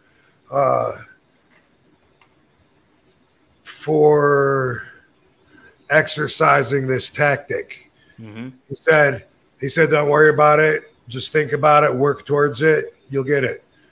And we were working every night anyway. So it was just, so if someone had me up and I was going to get slammed, I would think about, you know, let's see, what did Dory say? And that's a great way to approach something instead of worrying about getting in there and doing it 100 times. Sometimes you just got to think about it and work towards it, and you'll get it. And that's something that sometimes is very true. And I learned that from Dory. How about that? So like anytime, like say if you need to develop something or work on something, it's just like, as long as you're kind of cognizant of it and you kind of adjust your body in a certain way, you'll get there eventually instead of just, you know what, Dom, I use that on RVDology every time. I always say just awareness is key. Like if you're aware of this value that I'm talking about right now, then you'll just work towards it. You know, you'll notice when you're doing it, you'll notice when you're not doing it. Eventually you'll be able to apply it more and more if you want to, and then it'll become, you know, one of your values that's behind every thought or action that you do. And I've been saying that all the time, and I learned it from Dory. How about that? That's pretty cool. That is very cool. It's neat. It's neat to see that match take place. And then on top of it, the kind of friendship and bond that you guys have. It's just like legacy carrying on, and people are learning from you guys like Sami Callihan or Sammy Guevara. And then you can translate all the way back to Dory Funk and all the way back to the Sheik. It's just pretty cool to see all that. Yeah, no, we've spent a lot of time together. You know, I mean, when the Evil X was around, then sometimes it'd be the four of us, and then you know, now with Katie, she loves the Funks, and we've done like Thanksgiving dinner with them, and like been to their house many times. Marty used to always make food like Japanese style, like tuna, salmon that you would, or salmon, then you would wrap it up with seaweed and rice, and she would like make this for us when we were just over visiting and stuff. And there was lots of good memories, and you know, I definitely need to check in on them. I did just talk to them recently, but like I said, I haven't seen them in a while. They used to be whenever I'd go to Florida, I'd try and make some time, and they live not too far from my mom. Oh, how about that? Okay. Yeah. Cool. Man, it'd be cool to get him on here at some point if we were able to ever do that. It'd be pretty neat. That would. True. True. So cool. Maybe we can try to make that happen or something. All right. By the way, hey, at my Cauliflower Alley Club Hall of Fame induction last year, or no, I'm sorry, the year before, which is this week, by the way, coming up. It is this week, yes. Dory did the what do you call it? The nomination or whatever. The induction part, or the yeah, he wasn't there, but he recorded it, gave a speech, you know, and put me over huge. That's awesome. That's so cool. Oh We man. were huge, like I was the best wrestler ever, and all kinds of stuff. Like I was laughing. It was a little too much, but A little too. yeah, but it was awesome. Well, so speak about the Cauliflower Alley Club and stuff like that a little bit. How was that whole kind of experience and stuff? You hear how much it helps a lot of the wrestlers and stuff like that, and it seems like a good way for the wrestlers to reconnect too in a lot of ways. Yeah, it's a networking thing for sure, and it kind of has a feeling of not just nostalgia, but of actual connection to the deep roots, and that's because a lot of it's been around so long, and a lot of the members are super old school, guys from way back in the day. And it used to be just this private club for wrestlers, and then they at some point let fans join, and it's amazing because it's only like $100. I'm sorry, $25 a year for a membership, but they have so many members that it raises a substantial amount of money that they use to help wrestlers who are in need and need like some hospital bills taken care of or whatever. There's a huge list of wrestlers that they have helped, and before I even knew what it was about, I liked the event. I didn't even know that they were helping wrestlers out. When I joined, I was just happy to be there and be a part of it. Respect, and there's like a little bit of like I think they call it a nostalgia room. There's a little area where some of the wrestlers are there selling their pig. It's not like a huge convention or whatever. There's different events, different speeches, different speakers throughout the several days that the event is, and the biggest part of it is the awards night, which is a big banquet dinner, and it's cool because we always will run into a lot of people that we know there. Last year, I remember Rey Mysterio was getting inducted, and Conan did his introductory speech, and then there's old timers that you never even heard of, but you just know that they tell you about them, and then how their participation in paving the way. So it's really cool for several reasons. So that's coming up in just a few days. So I hope I don't forget. Are you gonna try to go? Yeah, Awesome. for sure. Yeah, no doubt about it, man. Yeah, I definitely have it on my list to join at some point here. I know. And like to your point too, it's like what, $25 a year or it's something to yeah, it's crazy. And I think you can do a lifetime membership for like $300 if I'm not mistaken. I think you're right. Yeah, that's what I'm gonna do next time and just get that over with. Yeah. You get a newsletter like every month, and when you're a member, and they keep you up to date on everything that's going on. Members, wrestlers that are associated with it, but it's been around forever. It's a really old school thing, and like I said, it used to just be for the wrestlers, so it still has that kind of appeal, that connection, where it feels like it's more about the heart of the industry and less about, I don't know, glamour, production, all that stuff. Yeah, all the pizzazz that potentially something like this. Yeah, it's more of a, if Cauliflower Alley Club was a TV show, it would be black and white. Yeah, there you go. You fall on the honeymooners. Yeah. You fall on the honeymoon. Yeah, no, it's definitely check it out if you guys have the opportunity. I know Brian Blair's I think the president. Yep. I love seeing Brian too. Good guy. Yeah. Cool stuff, man. All right, we'll do a couple Ask RVDs, and then we'll close out. Do you have an RVDology this week, Rob? Yeah, I'll talk for a minute. Okay, cool. All right, so let's do it. We'll do a couple Ask RVDs. This one ties into what we talked about here a little bit ago. Actually, it was Tim Hayes here asked, your personal preferences only, sativa, indica, or hybrid. Which smoke do you like? Why? And if no one in specific, which do you like for specific situations, like calming down smoke? I needed to think on this smoke, or my favorite, I'm a watching YouTube smoke. Thanks, bud. Is there any ones that you have preference for, Rob? Yeah, I prefer a sativa dominant hybrid usually. That's because I like to smoke while I'm functioning. And for me, it's not just something I do at nighttime before I go to bed. Having said that, if you are looking for something to just calm down, you want an indica. Once in a while, as high as my tolerance is for THC, sometimes I'll come across a strand that's just like such a high indica that it just makes me feel like sleepy. And it's not usually something that I'm seeking.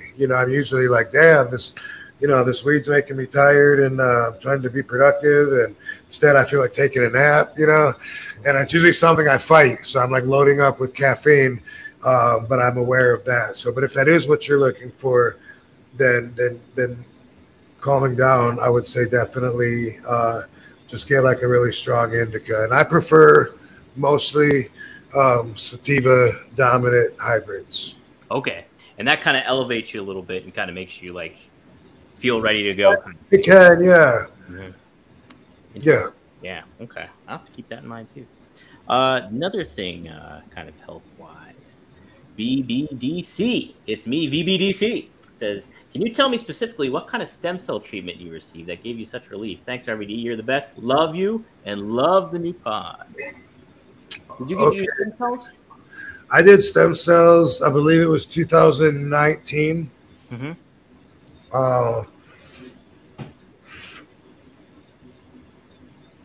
It also might have been 2020, but it was definitely like within that window from 2019 to 2020. And I went to South America, to Medellin.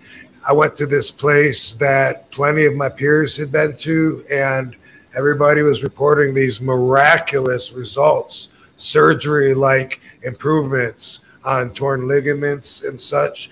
So I went down there and I got a lot of stem cells. I'm trying to think of what to tell you for the kind that it was. These came from, as we were told, the tube. Mm-hmm. What's the tube called between the mom and the baby? The fallopian tube? What am I thinking here? Anyway, but anyway, so we were told that that's where it comes from. A lot of people have a lot of people have misunderstandings and think that fetuses are like sacrificed for their stem cells. Mm-hmm. Yeah, that's right. Mm-hmm. And it's either the placenta or it's the tube that you got to cut. And I can't remember what that's called, but anyway, that's where the stem cells came from.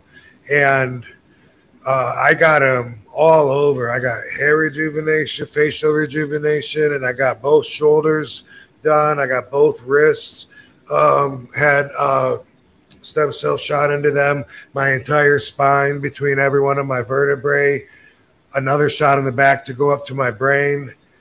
And I think that's everything that I had. And they said that it was 221 million stem cells and that it was the most that they'd put into any of the boys yet. But I talked to John Morrison, and I think he said they told him the same thing, and maybe he did more, I don't know, after me. But I can't say that I got the results that I was looking for. I got a little bit better in one area that I know of. My right hand has always fallen asleep since this particular Kurt Angle suplex that I took on my face, and it temporarily paralyzed half of my body, and I couldn't move my whole right side for a few seconds. And then it slowly came back to me, and ever since then, my right hand has just fallen asleep all the time. I've been tested for nerve damage. They said that they don't find any. I've been told it's just carpal tunnel. Kind of funny about coincidences, though. That got a little bit better. Like instead of waking up and it was like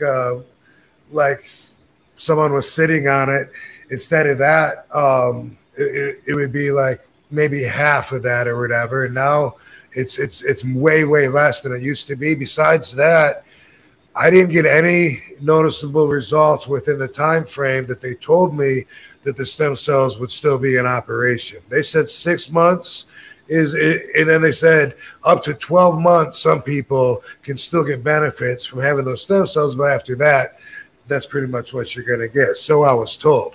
During that amount of time, unfortunately, didn't have results that I could point to. That's why I never went and bragged or really promoted my personal usage of the stem cells, because I believe in them, stem cells.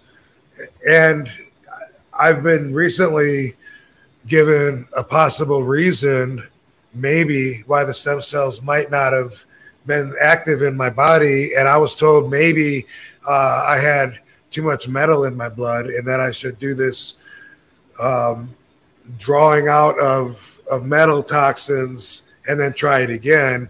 And then that got stuck going nowhere when the local doctor, who likes to have a lot of people so he can name drop on his list, didn't get anything done months and months and months ago. He ordered the test kit for the metals or whatever, and that just dropped. Maybe that's what it was, but for whatever reason, I couldn't point to anything and say that the stem cells like really gave me great results. So I didn't, but I still think everyone else should try it. And I started feeling better. My back started feeling better, maybe 3 years after. So I don't think I can logically put it on the stem cells, at least not from the information that I have. Yeah, I know Kevin Nash went down there just a couple months ago and got his stuff done, like shoulders, I think, and his neck was his big issue. He said it helped a little bit with the neck, but he said it's still going to maybe take him a little time, but he's felt the effects on other parts of it too. And I know he's been down there a few times from what I gather. I think he was one of the guys that I looked at his reviews before I went, him and Ryback. And I remember Ryback saying he felt like he had shoulder surgery, said he couldn't move before and he felt great. And I'm like, dude, hey, shut up and take my money. And they did. How about that? Speaking of that, the only other person I talked to who didn't get great results was Lou Ferrigno. Really? The Hulk? Yeah. And that was right before I was going to get them. I was talking to him and I said, well, did it work for you? And he said, it helped a little. I said, what? He said, it helped a little. And I was like, oh, okay. And then I felt the exact same way. I said, man, I got the Hulk's results, man. It helped a little bit, nothing remarkable. And unfortunately, I didn't get anywhere near what I was hoping for. So it wasn't just me. It was at least me and Lou. Might have been the gamma radiation, the gamma rays. Right, yeah. Could have been. I would try it again. Maybe I would look at getting that metal taken out of my body, withdrawn, however the hell you do that. Yeah. And I would give it another try maybe because, the science is there. The numbers are there with the people. And like I said, it's a lot of my peers that I know that say it's helped them personally. But I'm always a horrible guinea pig. I don't know if I mentioned that before or not, but I'm always the person that gets no results off any party favor at the party except weed. That's it. And alcohol. I feel that, but anything else is save it. You're wasting your time. It's not for me. I get nothing. Nothing. Hey, well, people will get something too next week, a little something extra. If you could listen to this on Monday, tomorrow Rob is going to be on Kevin Nash with Nash and Friends, joining Sean Oliver and Kevin Nash.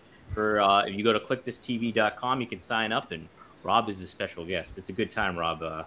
We have fun on Click This, so it's going to be cool to add you there too. They always speak highly of you on that show, so cool. Yeah, I'm looking forward to it. Yeah, man. It's gonna be cool. So if you guys are interested, sign up at clickthisTV.com, and you can get that exclusive content. You can always get the Nash show early there too a weekend early. So check it out. It's pretty cool experience. You always get to engage with Kev, and Kev's a fun time. So One thing I know from watching this show, because I like watching the clips of it, I know if Kevin pauses, that doesn't mean he's done talking. No, it doesn't. It doesn't. He doesn't mind, taking some. Take your time. Really long pauses. Nope. He doesn't mind doing that. It's build the suspense, baby. It's build the suspense. When I'm watching it, I'm like, can I stick? I know as a host too, a lot of the times when I'm like interviewing somebody, I'm like, do I speak now? Should I wait? What do I do? That's like my head's always going. Sean's great though. Sean's great at it. They're a good team. I love the show. It's very Stern-esque, Howard Stern-esque. I always compare it to that. How they do stuff. So cool. It'll be cool to have you on there, Rob. So yeah, that's live, I guess. So it'll be live for the Click This members that sign up. Oh. The fans will actually get to interact and ask you questions and stuff like that. We'll put them on the screen there, and so it's like a pretty cool live Q&A thing that Kevin partakes in. We used to do watch-alongs with it, but we kind of found out more that it's much more fun to just bullshit instead of like watching something. So, I think we did both today. We bullshitted through the watch-along. We did bullshit for the watch-along, which is fine. Hey, if you're listening on audio, hopefully it wasn't too much dead air. So, what a match I put Dory through, dude. That was great. I was talking to Marcus about it. I was like, dude, this match was so cool. It's just like two different styles. So, guys, if you're just listening, go to rvdpod.com and seek out the match. We'll have it on there at some point. So check it out, rvdpod.com. Rob, it is time to wrap it up with some RVDology. Boom. All right. Well, I'm gonna wing it, so this one probably won't be very long. But I was thinking, I want to do another RVDology on my YouTube, and so I have 3 or 4 subjects written down, but I wasn't really prepared today, and I was just thinking, like, what do I think could maybe help people? Just something like really, really general. Hit one of my strongest basic values, and I'm just sharing the way I do it. What I approach life with, these thoughts that I share, they're behind all of my thoughts and all of my actions. Like, they're in my foundation. They're not something I have to remind myself of. But by talking about it, it's nice to have it further integrated and just, hopefully I can reach out to some people. I want to talk about karma, and I'm a strong believer in karma. I believe what comes around goes around. I believe that there's a balance to everything, and I believe it from experience. I think, as difficult as it is, a lot of times if we're hurt by somebody, we really want to hurt them back. It's not always a good thing to do. Obviously, depending on what we're talking about, you could get into trouble. Also, you're adding more negativity to the universe.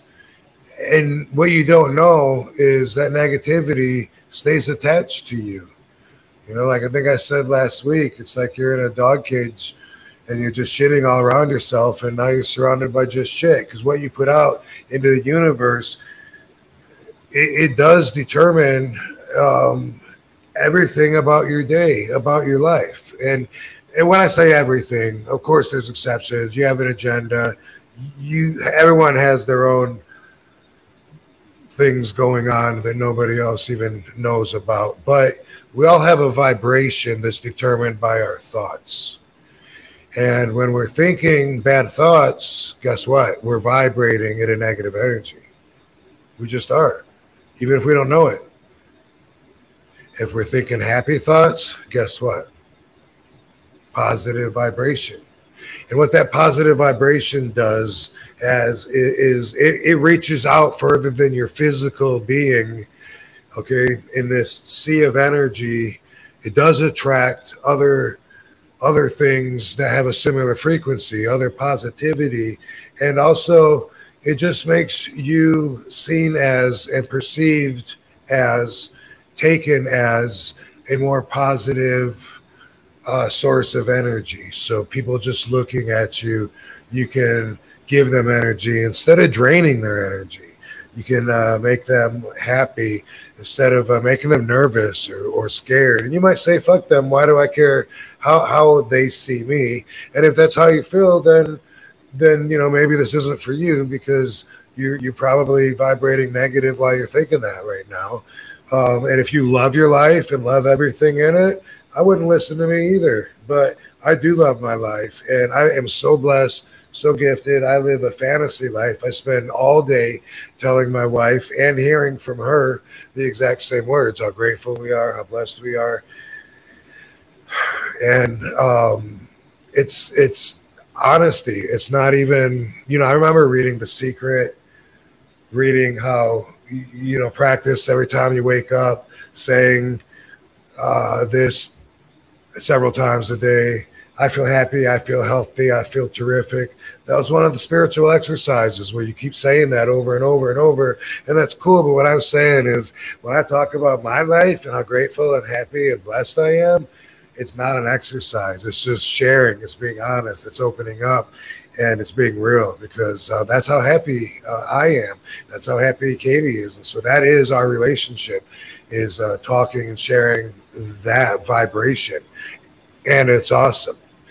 And the thing about karma is that if you can trust it, it'll take care of you. It'll take care of you if you do good. It'll take care of you if you do bad, and other people, it'll take care of them too. I firmly believe, whenever possible, it's best if you can leave it up to karma instead of being vindictive. There's people that, I owe this motherfucker. He called a complaint on my dog's barking, so I'm going to key his car. So petty.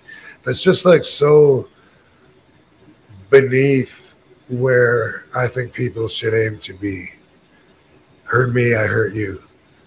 It's natural, so you might have to train yourself to think differently if you're one of those people, and if you want to change. I mentioned last week this, and it's just relevant. I think I mentioned, because we were laughing so hard, I had tears in my eyes, that I was telling my vindictive friend, we're talking about, my evil ex ended up marrying the handyman and all this, and he was like, I would leave bad complaints on a Yelp for that guy's business. I was like, why? Well, who the hell? What would make you think to do that? And find some way to fuck him over. He actually said, and this is a quote, and he didn't make this up. You've heard it before: an eye for an eye, a tooth for a tooth. It's in the Bible, I guess, right? Our ideology does not agree with that. Let karma take care of what it may. You know what? As happy as I am, how happy can my evil ex be with the plumber right now? Come on, man. I love karma. I trust karma. And really, everyone's got their own paths. So your path crossed this person's path. Maybe it was for a while. Maybe it was for a short, hot minute. And things happen. You know what? Go on your own path. Make the best of life that you can. And let them go on their path too. And just trust that karma will take care of them if you can just feed positivity into the universe to manifest your life for the path that you want. Vengeance isn't part of that. It's not. And if an opportunity presents itself, then that is the universe saying, hey, guess what? You have the authority to decline this person's application or whatever. Boom. Enjoy it. It's something like that. But overall, dude, karma has been very rewarding to me. I feel when I have something coming, I feel like I hope that I paid my debts. But you always got to have balance, you know. So if everything's too good for too long, then I expect like, okay, you know, shit, I hope it's not too bad, but something's got to happen. I'm like smiling every day, gleaming with hope and positivity. Who's going to die? It's going to happen. It happens. Sometimes it happens. My yin and yang was up on the wall when I was alone one time. This was like when I was a bachelor living in Savannah, Georgia. This was even before my evil ex. I was in between. I was seeing this other girl and off and on, bunch of drama. And I was meditating in my dojo. And I was looking at my poster head on the wall that was a yin and yang, and I was just staring at it for the longest time. And that thing explained itself to me. The yin and yang symbol. It started moving. And it was like each side was trying to overtake the other side at the exact same time. So neither side was gaining any advantage or momentum on the other one. It was so equally balanced. And there was the black side, there was the white side. And when it spun, it was like a current, like I'm looking at a round meadow or a tub of water where the water is just continuously spinning, you know, around a center, fulcrum, access point.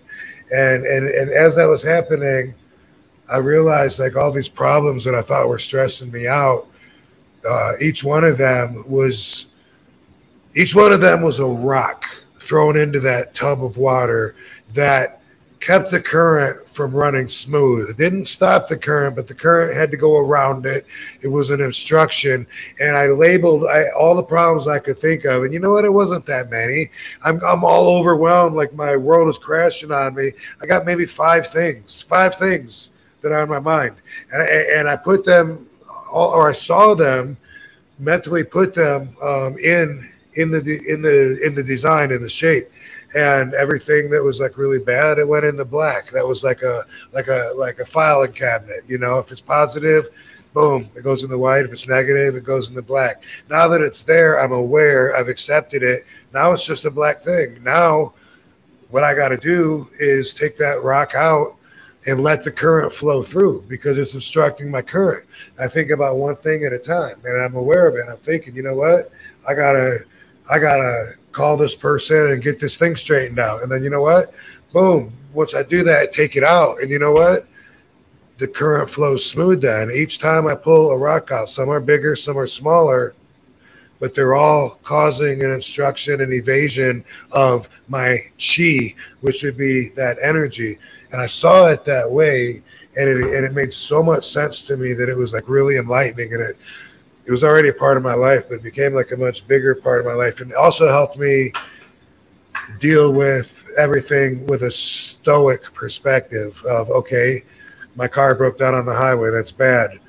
Am I going to freak out and scream and jump up and down and throw a tantrum? Or am I just going to store it in the black and say, boom, there's an issue I got to deal with. It's bad. And it really helped me to do that, you know? And the yin and yang represents the balance of karma and karmic energy. Quick story, I told this on my YouTube page when I talked about karma. So if you saw that episode, you might be familiar with this. But one day when I was in high school, it was winter time, and I drove my car. I was driving then. Ooh, probably a senior. And hi, baby. Hey, baby. I love you. Hey. Yeah. Oh, you look so awesome. Hey. Hey, what's up, Katie? Vegetable outfit. Oops. Looks good. There you are, baby. Ready for Friday? Oh yeah, get ready for Halloween. Friday. I drove to school, and when I was in the parking lot, I noticed that there was a car that was rolling and nobody was in the car. And our property had all three schools on the same property. There was elementary school, and then there was the junior high school, and then like I don't know, 100 yards down, I guess, or so, was the high school. And it was a little bit of a slope down there. And the car was coming towards the slope by itself. And I figured it was going to eventually hit another car or hit the school. And here I am, a whole ass superhero. So what am I going to do? I put my car in park and I went over and I stood in front of the car and I, you know, I stopped the car while it was rolling, and then I stopped the momentum, and at the bottom of the hill, it just stayed right there, didn't jump the curb, and I forgot about it. I guess I told somebody, no idea who, when I at the beginning of school or whatever, and then later on, by fourth hour, I think it was, I had speech class. And Dango and I were giving a presentation on wrestling. And she was so tired of wrestling, but this was the last one. And oh my God, Mrs. Rosa was such a bitch back then. And it had to be physical and a partnership, some kind of thing. So we applied all the rules, and we said it was a demonstrative speech on the gorilla press. And so me and Dango were up there on stage, and there's a podium in front of us, and I'm talking to the class about why the gorilla press is such a great finishing move. This is when Ultimate Warrior was doing it, and I was a big fan of his, by the way. Yeah, and so I was saying, you know, you can end a match this way if you can get this in. Great way to score the finish, you know, boom, boom, boom. And then I picked Dango up, and I gorilla pressed him and held him over my head, and then he started talking. And then he's up there, and he goes, now, Rob has several choices to choose from right now while he's got me up here. And he's like, he could drop me behind him, and he said he could slam me in front of on his back. And then he looked over and he said, or he could drop me face first on the podium. And so, like, I threw him on the podium. Boom, he hit the podium. It fell off the stage, and it broke. And Mrs. Rosa was so pissed. She was so angry and yelling at us about clowning around. And it was just like a piece of the corner of the frame chipped off or something. It wasn't a big deal. And she was like, you will pay for that, and you will not do any more speeches on wrestling. You are not going to be a professional wrestler. You guys are not going to make it. You need to start paying attention to other things. You will go down there right now to the shop class and ask Mr. Boyer how much to bill you, and you will pay to get that fixed. And I was like, all right, whatever, you know. And I went down. I didn't even know Mr. Boyer that well because I didn't have shop class, but I knew who he was. Mm-hmm. I knew where the shop class was, and I walked down there, and I told him what happened, you know, and he was like, it's just wood. I mean, that's just materials that we have here. There's no need to pay for anything, you know. It's just a piece of the side frame fell off. I said, I know, but Mrs. Rosa, I went back and told her. And she said, you go back there. You tell him to charge you something. You are going to pay for that. She was such a bitch.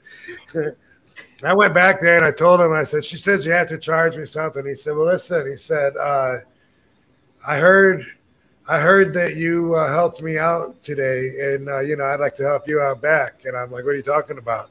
And he said, I heard that this morning that you saved my wife's car from rolling into the school in the parking lot. Oh, and he said, yeah, I heard about that. And he said, so, you know, I don't mind just taking care of this. If she says you have to have a charge, you know, what do you want it to be? And I was like, I have no idea. And he was like, $10. And I was like, okay, sure. And so he put the charge on it. And it was cool that Karma took care of me because I saved that car. And when I got home and told my dad about it, he said, well, the home insurance is going to pay for it anyway, like it did when I broke the wrestler's scales by jumping on them, the weight scales. I was a squirrel. I was squirrely. Yeah, I was jumping on the scales in the gym, I guess, and broke them. And so my dad's home insurance had to pay for it. But that was a little story about Karma, though. Like out of nowhere, like bam, like, hey man, you helped me out, and I feel like I owe you one. I'm going to help you back out. It's good to throw good energy out there with no expectations, but believe in karma. It takes care of all of us. Absolutely. Wow. Yeah, that's a great story, Rob. Holy smokes. For the man, how that all ties in together is great. It's awesome. And I'll tell you what, that really hit home with me today because I've been thinking about a lot of stuff when it comes to that aspect of my life. Like not necessarily seeking revenge but just wanting it all to balance out in certain ways. And so it definitely hits home with me today, Rob. This is good stuff. Man. Good stuff. Our ideology suggests you trust in karma and have faith in it balancing out and do your part to keep your karma good. Yeah. Okay. I'm definitely heeding that advice this week too, because there's been a situation I've been thinking about I can definitely tie that in with. So awesome. Hopefully other people can relate as well. Let us know in the comments. Let us know in the comments down below. Hit the rvdpod.com. It goes right to his YouTube page. You can check out all the RVDologies that he's done. On some of the episodes, we're going to get all the full episodes here eventually up on the YouTube, and check out the clips and comment on that. And, ask questions, anything like that. We'll pop it up on here. We're not afraid to do that. So right, next week we're Starcade. Yeah, Starcade. Starcast 6 happening in Chicago, Illinois. Schaumburg, Illinois, at one of the hotels there. So and you're gonna ask me questions on a live Q&A on stage. We're gonna ask live Q&A. Me and Rob are gonna be together. If you go see Rob at his table, he'll give you one of these stickers here, and I'm gonna give it to him. So check those out. Say hi to Rob, meet Rob, get something signed, and then go watch a stage show and check out. Hey, ask me shit. Ask him shit. He'll answer him for you, and he'll sign something real nice for you too. So appreciate it once again, Dominator. Appreciate you too, Robin. We appreciate you guys too for tuning in this week here on One of a Kind. R.I.P. and God bless to Bray Wyatt and Terry Funk this week. So, R.I.P. All right. Well said. Thank you. See you guys.